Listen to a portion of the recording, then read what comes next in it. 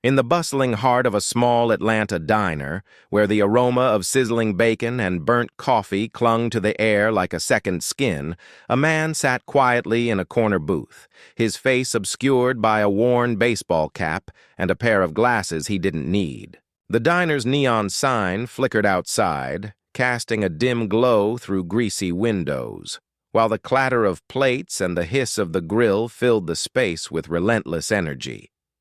To the patrons, he was just another customer, sipping coffee and scanning a crumpled menu. But Harold Grayson was no ordinary guest. He was the diner's owner, disguised to uncover the truth about his failing business.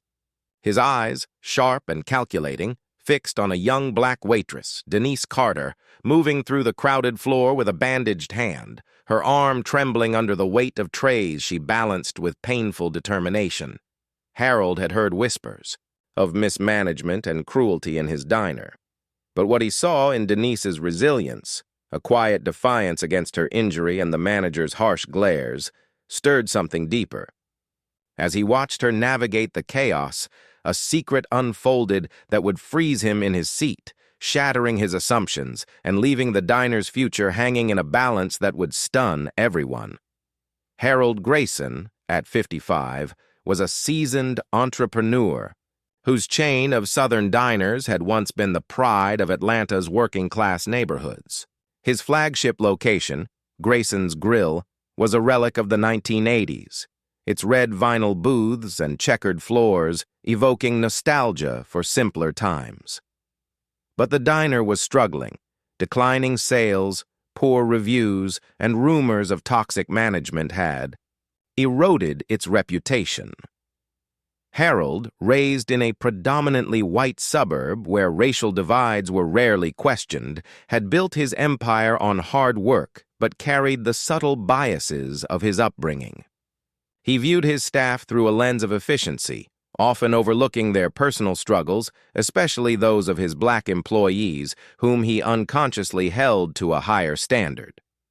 Denise Carter, a 28-year-old black single mother, was a fixture at Grayson's Grill, her warm smile masking the exhaustion of long shifts and a life marked by systemic challenges. Hired 2 years prior, she navigated the diner's chaos with grace, her bandaged hand a recent injury from a fall in the kitchen, yet she refused to take leave, fearing lost wages. Her manager, Ross, a gruff middle-aged man with a penchant for cutting corners, berated her for every minor error, his criticisms laced with racial undertones that stung deeper than Denise let on. Her daughter, Maya, a bright 7-year-old, sometimes lingered in the diner's back room after school, drawing, quietly to stay out of trouble. Harold, prompted by a tip from a loyal employee, went undercover to investigate, his disguise a chance to see the truth unfiltered. The stage was set for a revelation, as Denise's perseverance and Maya's presence began to pierce the diners. Tense atmosphere, building curiosity about what Harold would uncover. As Atlanta sweltered through a humid summer, Grayson's Grill became a microcosm of broader societal tensions. News of racial profiling incidents filled local airwaves, with protests demanding workplace equity echoing through downtown streets.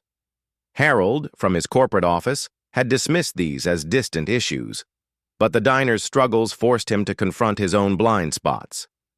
He noticed subtle signs of discord: Ross's harsh treatment of Denise, his refusal to accommodate her injury, and the way customers, some openly prejudiced, treated her with less respect than her white co-workers.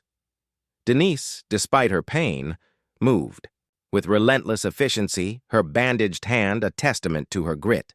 She served plates of pancakes and coffee with a smile, though her eyes betrayed fatigue and quiet defiance. Harold's undercover visits revealed more.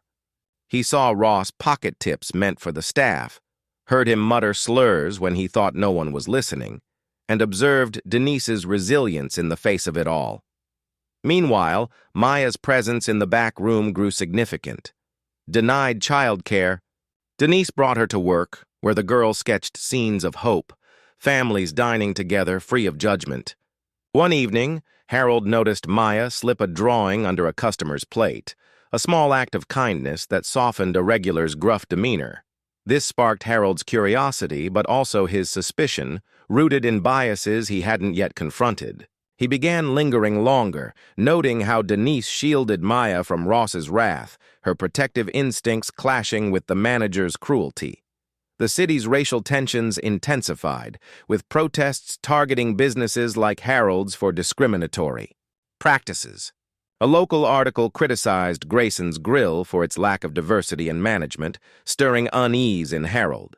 He installed hidden cameras, not just to catch Ross, but to scrutinize Denise, his prejudices whispering doubts about her loyalty. Yet, each tape showed her working through pain, mentoring younger staff, and quietly correcting Ross's mistakes to keep the diner running. The emotional stakes rose as Harold witnessed Denise's strength, contrasted with Ross's escalating hostility, particularly when he caught Maya drawing in the kitchen, berating her with words that cut deeper than Denise's injury. Harold's internal conflict grew. Memories of his own past, ignoring his father's racist remarks, hiring based on fit rather than merit, haunted him. Denise's bandaged hand became a symbol of the systemic burdens she carried, from low wages to societal bias. Maya's drawings, left subtly around the diner, began to haunt him too, their innocence clashing with the harsh reality. The tension peaked as Harold planned a final undercover visit, determined to uncover the truth, unaware that Denise's secret would challenge everything he believed. On a sweltering evening, the diner buzzed with the dinner rush, the air thick with grease and tension. Harold, in his disguise, sat in his usual booth, heart pounding as he watched Denise navigate the floor, her bandaged hand trembling under a tray of steaming plates. Ross's voice cut through the noise, berating her for a spilled drink, his words laced with venom that drew gasps from nearby patrons. Harold's eyes narrowed, but what happened next stopped him cold. Maya, unnoticed by the crowd, slipped from the back room, clutching a drawing. She approached a table of elderly regulars, known for their gruffness, and placed a sketch of a smiling family under their check. The gesture, small but deliberate, softened their expressions, a ripple of warmth in the tense diner. Harold's breath caught as Denise, unaware of Maya's act, rushed to shield her daughter from Ross's glare, her injured hand shaking. The scene crystallized Harold's growing unease, his biases, his complicity in the diner's toxic culture, and the undeniable humanity before him. The storm outside mirrored the one within, thunder rumbling as he faced a choice: confront the injustice or retreat to his comfortable ignorance. The weight of Denise's secret, a mother's love and a child's kindness, froze him, marking the turning point of his journey. In the aftermath, Harold shed his disguise, his heart heavy with realization. Instead of firing Denise, as Ross would have expected, he acted decisively. He terminated Ross, citing misconduct, and promoted Denise to manager, recognizing her leadership. He funded her medical care and enrolled Maya in an after-school art program, nurturing her talent. Harold overhauled the diner's practices, implementing diversity training and fair wage policies, transforming Grayson's Grill into a beacon of inclusion. The city noticed, local media hailed the turnaround, and customers returned, drawn by the diner's new warmth. Denise thrived, her bandaged hand healing as she led with compassion, mentoring staff and welcoming diverse patrons. Maya's drawings adorned the walls, a symbol of hope. Harold, humbled, joined community efforts for racial equity, funding local initiatives and speaking out against workplace discrimination. The story of a black waitress's resilience and a child's kindness rippled outward, stunning Atlanta's community. This tale asks, what if one act of courage could dismantle prejudice? Reflect on your own world. Where can you challenge injustice to create a ripple of change?